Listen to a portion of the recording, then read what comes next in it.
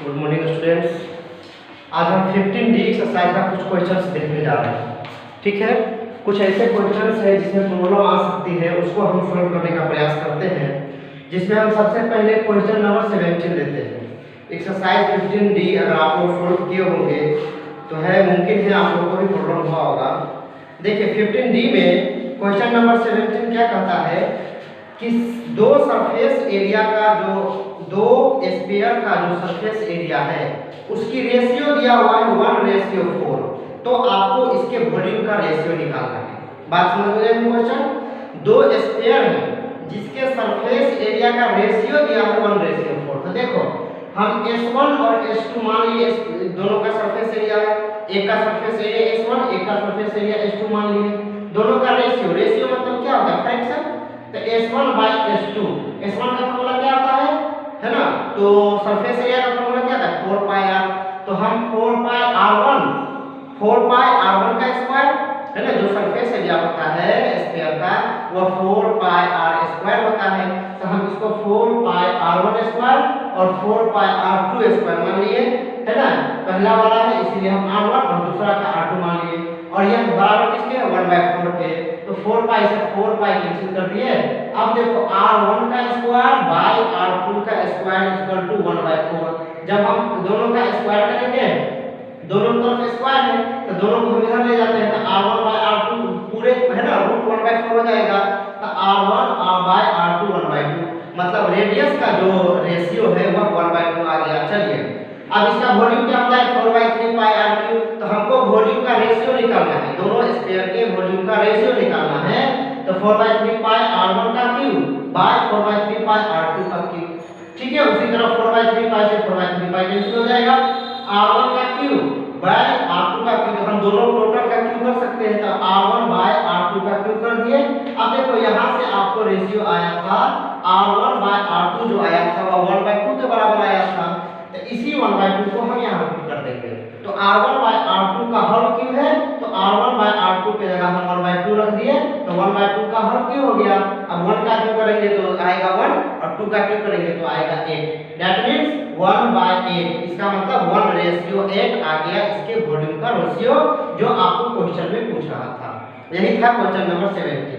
एक question number 23 देखते हैं। ठीक है, क्वेश्चन नंबर 23 में कह रहा है कि एक जो है ना हेवी स्फीयर बॉल है, हेवी स्फीयर है ना, कटोरा की तरह एक बॉल है जिसका रेडियस दिया है 9 सेंटीमीटर और उसमें क्या भरा हुआ है? लिक्विड भरा हुआ है। अब इस लिक्विड को क्या करना है? एक सिलेंडर शेप का बोतल है जिसकी डायमीटर 3 सेंटीमीटर और हाइट 4 सेंटीमीटर है, उसमें भरना है। तो उस टोटल पानी को रखने के लिए कितने बोतल की जरूरत पड़ेगी? ठीक है, तो ऐसे कंडीशन में मैंने बताया था आपको दोनों का वॉल्यूम निकाल के डिवाइड कर दीजिए। तो चलिए हम वॉल्यूम ऑफ बॉल निकालते हैं। जो हेवी स्फीयर शेप का बॉल है उसका वॉल्यूम निकालेंगे तो वह 2/3πr3 है ना, इसका फार्मूला होता है 2/3π और रेडियस 9 है तो 9 का क्यूब कर दिए। अब इसको अभी सॉल्व नहीं कीजिएगा, ऐसा ही करने दीजिए। ठीक है, और जो छोटे-छोटे बोतल है हम एक बोतल का वॉल्यूम निकालते हैं। तो एक बोतल का वॉल्यूम, अब बोतल किस शेप का है? तो सिलेंडर शेप का। आपको बोल दिया क्वेश्चन में सिलेंड्रिकल बोतल है, तो सिलेंडर के वॉल्यूम का फार्मूला क्या होता है? πr²h। तो पाई r की जगह 3/2 क्यूब, डायमीटर 3 बोल रहा है तो रेडियस क्या हो गया? 3/2 हो गया। तो 3/2 का होल स्क्वायर इनटू हाइट 4 दिया हुआ है।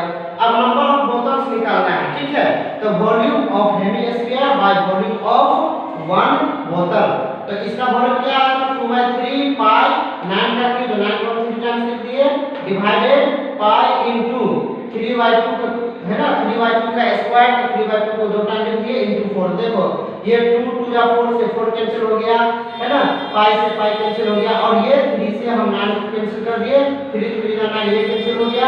ऊपर आप कितना बच गया? 2 × 9 × 3 मल्टीप्लाई कीजिए, है ना, 9 2 जा 18, 18 3 जा 54 बोतल। तो ये 54 जो निकला वो 54 बोतल्स हो गया आपका आंसर। एक क्वेश्चन और देखते हैं, क्वेश्चन नंबर 27। क्वेश्चन नंबर 27 में कह रहा है कि अर्थ जो है ना, मून की जो डायमीटर है वह अर्थ की डायमीटर के 1/4 है। मून की जो डायमीटर है वह अर्थ की डायमीटर का 1/4 है।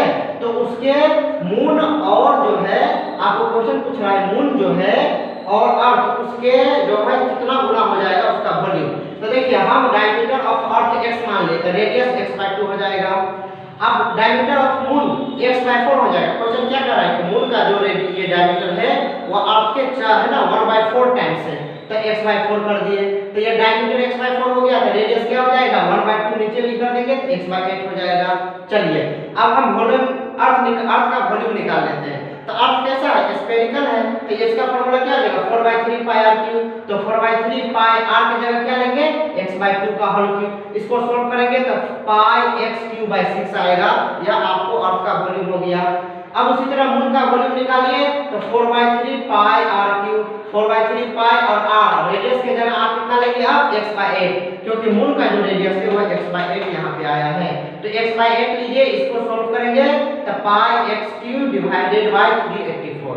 दोनों का वॉल्यूम निकल गया, तो आप रेशियो निकालिए पाई x³/384 बाय पाई x³/6 है ना। पाई x³ से पाई x³ कैंसिल और 6 से जब आप 384 में डिवाइड देंगे तो 64 टाइम्स में कटेगा। मतलब 1/64 जो है वह मून का ये वॉल्यूम हो जाएगा अर्थ के रेडियस वॉल्यूम के। ठीक है, यही था क्वेश्चन नंबर 27। क्वेश्चन नंबर 28 में कह रहा है एक स्फीयर है जिसका सरफेस एरिया और वॉल्यूम का जो न्यूमेरिकल वैल्यू है वो सेम है, न्यूमेरिकल वैल्यू बराबर है।